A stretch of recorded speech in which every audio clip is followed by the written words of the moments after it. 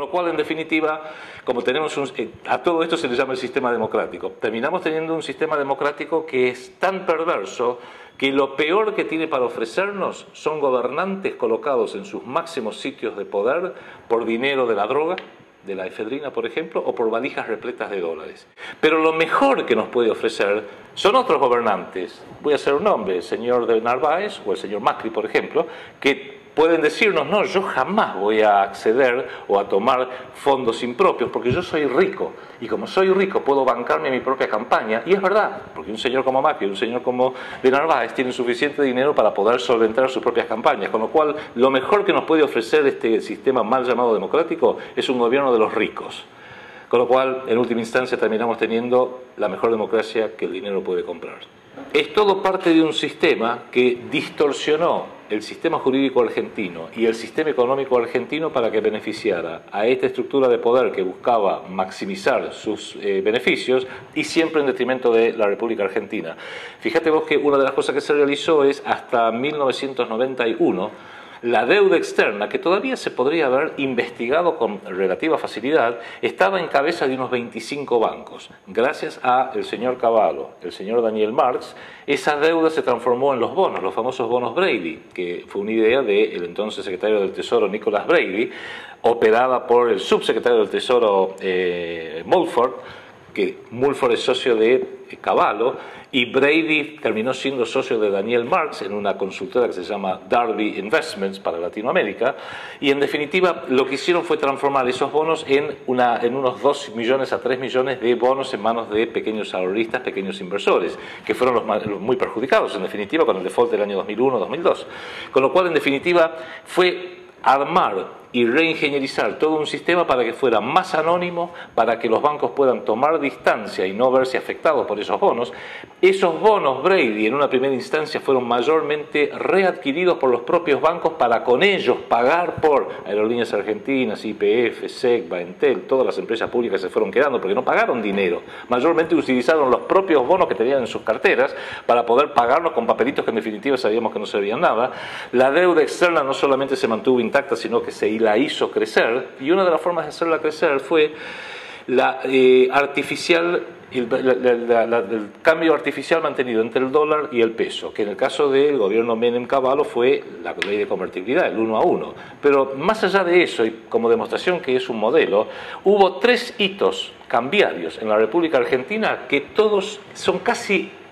la copia idéntica del mismo modelo con distintos nombres. El primero fue la tablita de José Alfredo Martínez de Oz, régimen cívico-militar a partir de 1976. Se permitió que la inflación siguiera, pero el dólar se lo mantenía bastante estable, con lo cual a Argentina le era fácil importar, difícil vender. Perfecto. Segundo etapa del modelo, la convertibilidad de Menem y Cavallo, 1 a 1, con lo cual era fácil adquirir, fácil viajar afuera, difícil para la Argentina exportar, con lo cual se iba desindustrializando porque se iba destruyendo la base industrial. Y ahora estamos viviendo exactamente lo mismo, una inflación galopante que encima es falseada por el INDEC, negada por el gobierno, pero que cualquiera que vaya al supermercado o a comprar o a cargar nafta lo sabe y la siente en su bolsillo, y sin embargo un dólar que va subiendo muy despacito. Siempre es lo mismo, un dólar estable, inflación interna importante, que tiene el siguiente efecto, que a Argentina se le haga cada vez más difícil exportar y mucho más fácil importar, con lo cual Argentina se lo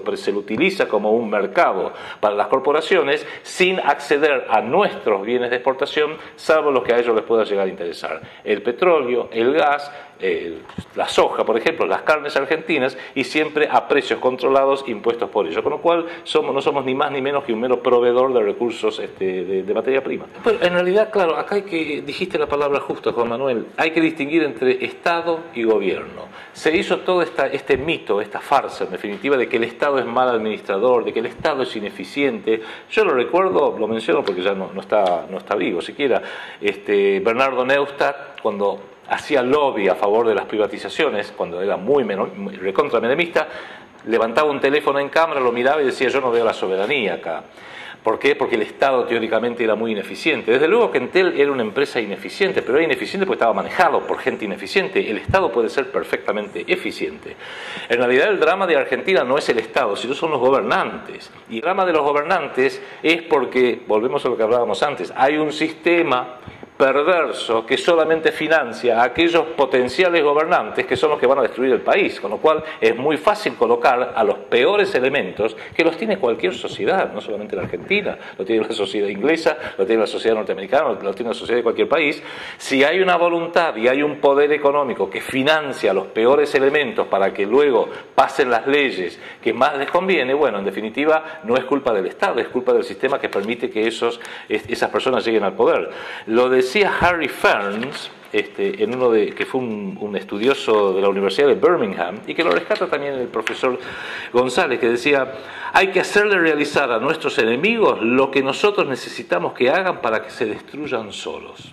Y luego, en ese mismo trabajo, que es un trabajo de los años 60, agrega respecto del peronismo: como no sea mediante una guerra civil devastadora, resulta muy difícil imaginar cómo puede deshacerse la revolución efectuada por Perón. Lo cito como un ejemplo porque es típico y es un buen ejemplo de que cuando el Estado es ocupado por verdaderos estadistas que responden a los intereses del pueblo, como fue el gobierno de Juan Domingo Perón entre 1946 y 1955, hacen una revolución tan importante, incluso de esclarecimiento de la población, que luego los poderosos del mundo, para poder deshacerlo, requieren una guerra civil. Lo dice uno de los propios hombres del riñón del sistema inglés. Y cuando, sin embargo, es ocupado por los gerenciadores nombrados por este propio sistema, que se alinean, o porque son perversos, no voy a hacer nombres, o porque son perversos, o porque son ignorantes, o porque son ambiciosos, o porque son lisa y llanamente estúpidos, y en este último rubro solamente voy a hacer un nombre, Fernando de la Rúa, donde ya directamente es la estupidez la que gobierna,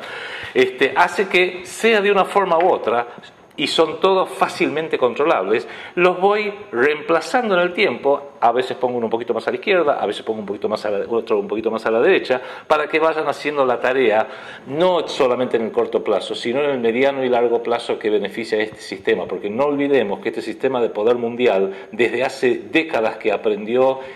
el sutil arte de la planificación a largo plazo. Y una de las formas de que se aseguran de que los pueblos en general no lo vean es que nos han impuesto una vida que es muy cortoplacista. Estamos tan al borde de un ataque de nervios con los problemas inmediatos y coyunturales que perdemos la visión y la perspectiva de analizar y evaluar todas las problemáticas en el largo plazo. Cuando uno lo hace y empieza a ver el modelo que nos llevó desde la firma del Tratado de Londres con Gran Bretaña, pasando por la desregulación, la reforma del Estado, las privatizaciones,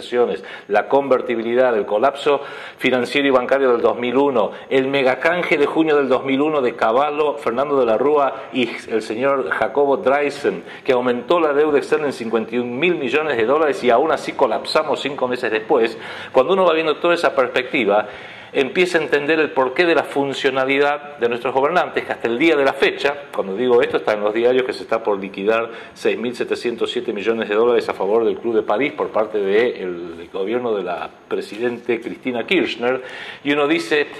por propia admisión, la señora Kirchner ha declarado que el 43% de ese monto corresponde a deuda contraída por el odiado régimen cívico-militar entre 1976 y 1983, y la pregunta obvia se impone: ¿para qué diablos está pagándole al Club de París deuda contraída por el gobierno militar? Salvo que estén de acuerdo con el gobierno militar, y entiendo que los Kirchner no lo están, salvo que haya algunas sutilezas que quizás sí los medios las están obviando, y que podría ser que, como todo político, porque este sistema sí lo requiere, aún la presidenta Kirchner tiene sus cadáveres en el ropero, lo cual no le permite, aunque quisiera, mayor espacio para maniobrar, y no solamente le queda, como las viejas películas de Tarzán, decir de una forma sutil: sí, buena.